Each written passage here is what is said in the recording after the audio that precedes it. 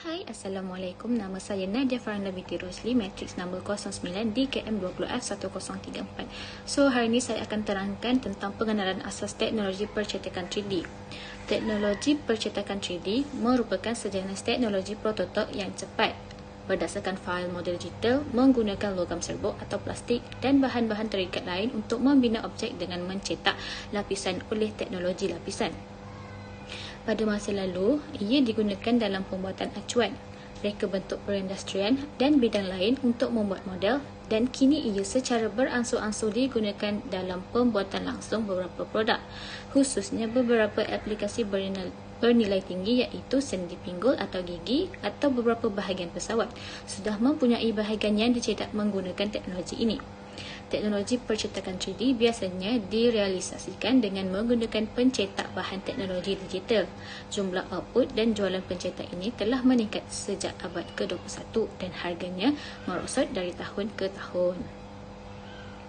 Teknologi percetakan 3D muncul pada pertengahan tahun 1990-an dan sebenarnya merupakan peranti produktasi yang cepat yang menggunakan teknologi seperti mengubati cahaya dan laminasi kertas.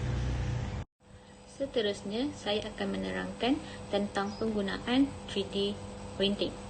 Terdapat 3 komponen utama pada sesebuah 3D printer yang merangkumi paparan, extruder dan planta binaan atau plat. Paparan kawalan berfungsi untuk berkomunikasi dengan mesin tersebut dan anda boleh memberikan arahan untuk mencetak sebarang objek pada kad memori yang anda masukkan ke dalamnya. Extruder pula akan mengambil wayar plastik panjang yang dikenali sebagai filamen dan memanaskannya sehingga mudah untuk dibentuk, yang mana ia membenarkan pencetakan menghasilkan objek yang diingini. Semua komponen ini akan bekerjasama untuk mencetak sesuatu objek dalam 3 dimensi. Untuk menghasilkan sesuatu objek menerusinya, mesin pencetak ini perlu membuat secara berperingkat dari satu lapisan ke satu lapisan yang lain. Masa yang diperlukan untuk menyiapkan sesebuah prototip tersebut bergantung pada tahap kompleks rekaan serta saiznya dan kemampuan mesin pencetak tersebut. Sebahagian prototip boleh memakan masa dari 30 minit sehingga 7 hari lamanya untuk disiapkan. Anda boleh mencetak rekaan sendiri maupun membuat turun fail di internet hasil projek yang dikongsikan oleh pengguna lain. Assalamualaikum warahmatullahi wabarakatuh. Nama saya Faizwan Alif B. Isman. Nombor metrik saya 09 di KM20F1014. Pada video kali ini saya akan membentangkan tentang pengenalan pada projek. Jadi, logo yang kami terima sebagai tugasan membuat 3D printing ialah logo Nissan. Nissan merupakan jenama yang terkenal dengan pengeluaran kenderaan di seluruh dunia yang berasal daripada negara Jepun. Kenderaan yang dikeluarkan oleh syarikat ini juga menjadi fenomena di negara kita kerana mempunyai beberapa tarikan yang penting.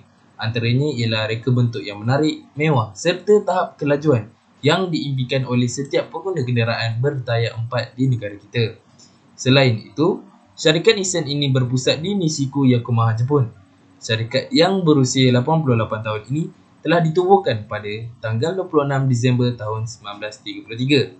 Syarikat ini dibangunkan atau diciptakan oleh seorang rakyat Jepun iaitu Masujiro Hashimoto.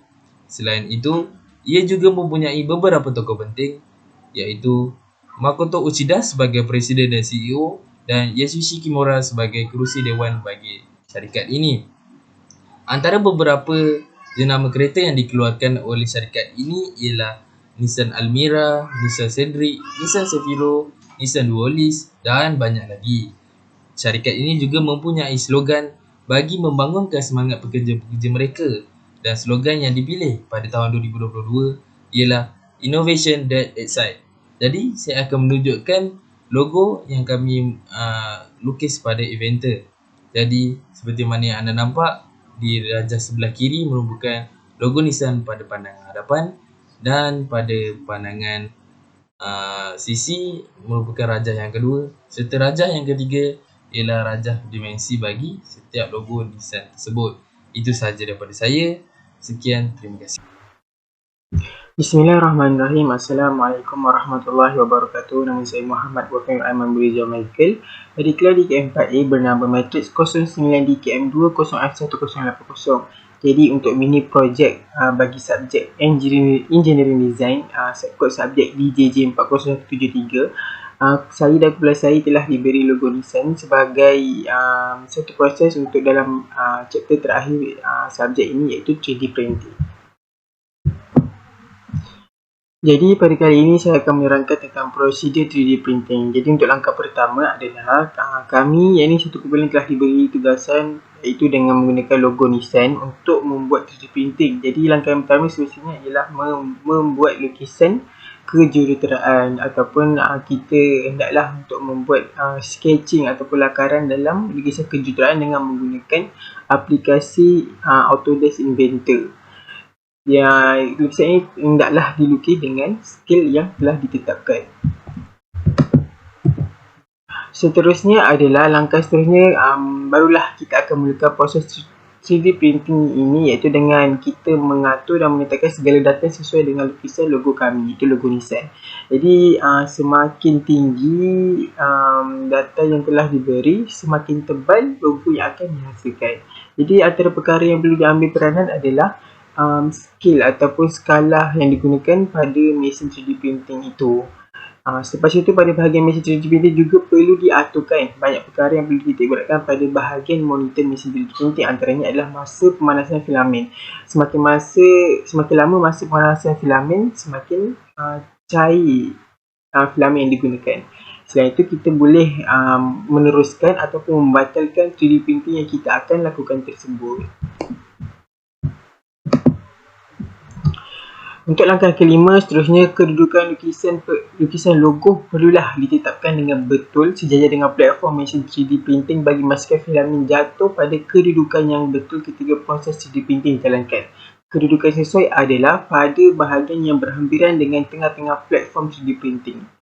Dan seterusnya, kita setelah selesai semua aturan, kita akan menekan OK pada monitor mesin 3D printing dan proses 3D printing akan diteruskan. Seperti dalam gambar raja, tapak yang perkara pertama sekali yang akan dilakukan ataupun diproses oleh 3D printing mesin ini adalah tapak produk tersebut. Setelah selesai bagi keseluruhan logo, ini adalah hasil yang dapat seperti dalam gambar. Sebelum mengangkat logo tersebut, ia perlu ditunggu dalam beberapa saat bagi memastikan logo tersebut betul-betul keras dan tidak panas untuk diangkat. Seterusnya, selepas logo dialihkan dari platform mesin 3D printing, lebihan filamen pada tapak logo perlu dibersihkan dengan mencabut ataupun mematah-matahkan bahagian-bahagian tidak diperlukan bagi memastikan hasilnya itu lebih menarik. Baiklah, seterusnya saya akan menerangkan kelebihan dan juga kekurangan 3D printing.